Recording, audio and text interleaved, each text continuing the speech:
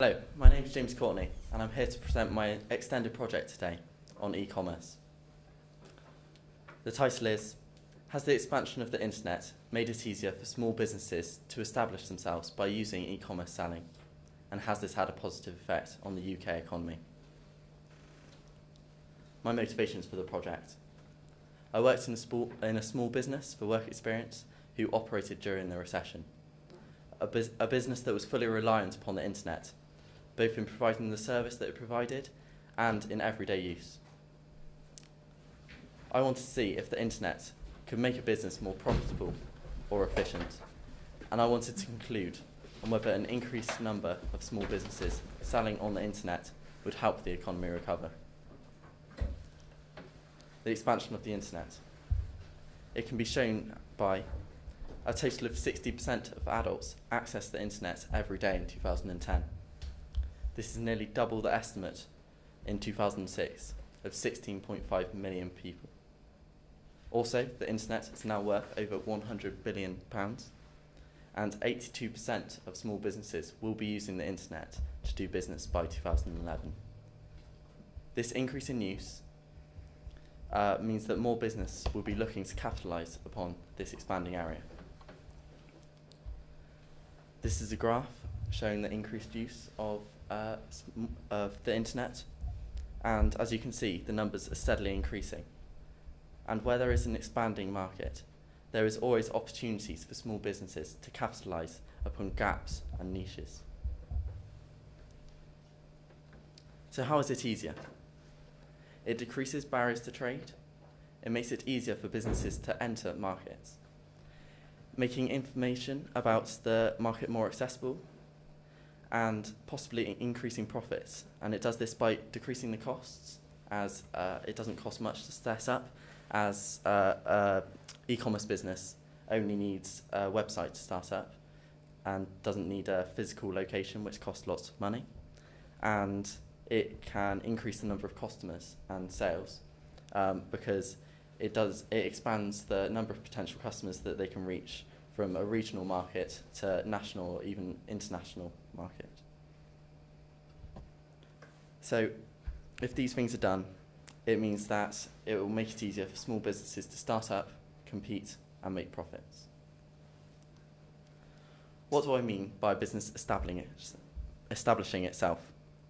If a business becomes more profitable by increasing the number of customers or reducing its costs, if a business gains a market share, which could be done by increasing the ease of entry or by reducing barriers to trade, and if a business survives for a period of time, which could be done because of increased sales over the internet. So I'm looking at whether the internet helps businesses to set up easily, expand, and survive.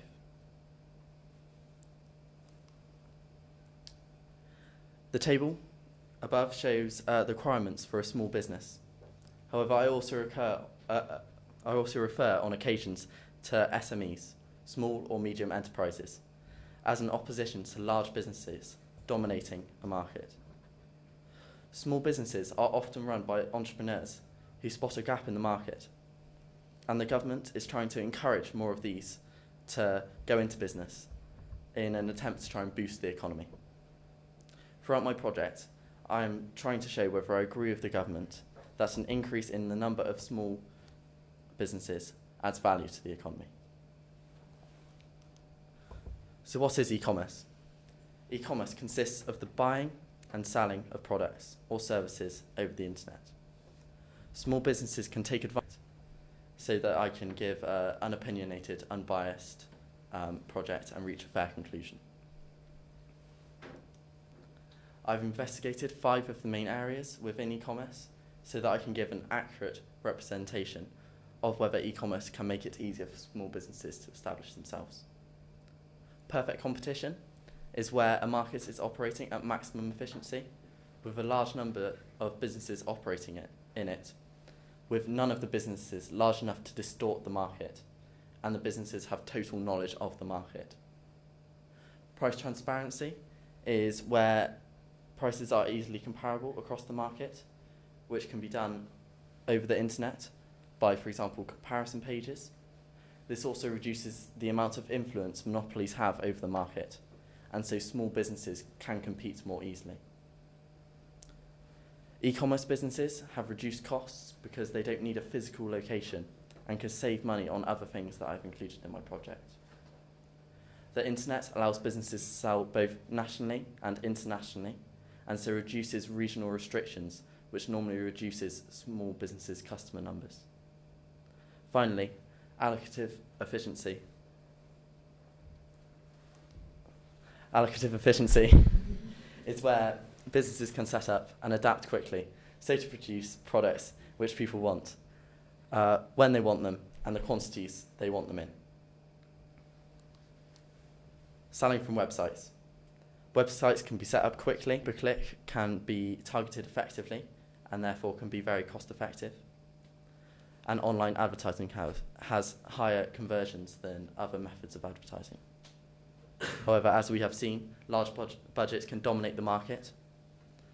Large budgets are trusted more to do with fraud and other things, and small businesses can't compete on price because of economies of scale. Now to the second part of my question. How could this have a positive effect upon the economy? How could an increase in the number of small internet businesses have a positive effect? Now I've looked at the relationship between business startups, or business registrations, against the UK economy, so UK GDP. There are many economic theories which I've used throughout my project, and some of them I've used today, including perfect information, perfect competition, ease of entry, reduction of monopoly power, and these all suggest that the increase in small e-commerce businesses would lead to a more efficient economy and so increase the GDP for the UK. I've made some graphs here from figures, and as we can see, there is correlations between the number of registrations and the GDP, as there is both the line of best fit are both positive. However, there are points on the registrations graph where the number of registrations decrease, and yet this seems to have no effect upon the GDP for the country. So I do not think that there is enough evidence to completely conclude on this, as I think there's many other contributing factors towards the economy. Thank you for listening. Are there any questions?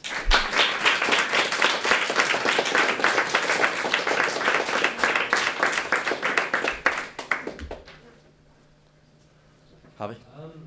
Which do you think is more effective for like a small e-commerce business, pay-per-click or search engine optimization? I believe that pay-per-click is more effective for a small business, especially when it's first setting up, as you get guaranteed traffic for the money that you put in. Also, for a small business, they may have a small budget, and for SEO to be effective, you would have to invest in a firm such as the woman that I interviewed, and it's a lot more costly. So, you know, if you have a budget of £1,000, that's not going to get you anywhere with SEO. When with pay-per-click, if you focus on a niche search phrase, then it can be very profitable for the business. Ms. Alish. Are there any sectors, James, that you think are particularly positive in terms of benefiting from e-commerce, and sort of sectors of the economy? Well, like the tertiary sector. I mean, you know, types of businesses, really. You know, what Okay. sort of goods, perhaps, sort of benefit more from this type of approach? It's less quality goods, so more essential-based goods. For instance, I'm actually setting up a business at the moment selling headphones, which is, you know, obviously very small scale and, you know, not very quality products. And it means that no, yeah, not supposed to say that. Not supposed to say that. But it's for products which sell online. It's products which you don't actually need to go see really in person. You don't need to try them out. So, you know, Amazon does very well with books because, you know, a book, you know, not much can go wrong with a book. So yeah, so I think cheaper items which can be delivered at a low cost and ordered in from maybe China or something where they can be supplied at a fairly cheap price would sectors that would be benefited the most. Thank you. Lucy. What's your opinion on obviously I found it quite hard to conclude upon that because of all the other factors that affect the economy, as I'm sure you know, like bankers. There are many other factors which affect it. However, I believe that an increased number of small businesses would increase the UK's GDP as they fill a gap in the market. So for an expanding market such as e-commerce or the internet, there are gaps which are available for a business to fill, and there may be only a short amount of time for that business for that gap to be filled before, in effect, it's wasted. For instance, coming up to Christmas, people may want a product. However, after Christmas, they may not want it because the funds aren't there. But with a e-commerce business like this, they can set up really quickly. They spot the gap there. They can operate within a few days, a few weeks even. And so this fills the gap in the market. They gain sales from this, and that contributes towards the economy. Ben? Did you retake your graph research up to 2007 because of the recession? No. The figures weren't available after that. So that was the time frame in which my figures were both together. Maddie? Did you find any sort of ways or things that people have done to increase the trust in small businesses? Like you said, you did a small poll, people prefer to pay to bigger businesses. Yeah. Well, PayPal's a essential tool now for small businesses to be trusted, really. Not many people trust small businesses, especially paying online without PayPal. It does cost businesses money. I think it's about 3%. So it is costly for them. However, it gives them that extra trust, and they hope by using PayPal it will make them their money back. Yes? A question about your graph. Yeah. If you go back further in, sorry, I don't need to say it again, but if you were to go back another 10 years to the time before the internet was very popular, Yeah. do you see the same kind of relationship? I mean, I didn't look into that as much depth because obviously I was looking at the internet and e-commerce. So, no, I don't know, sorry. All right, thank you very much.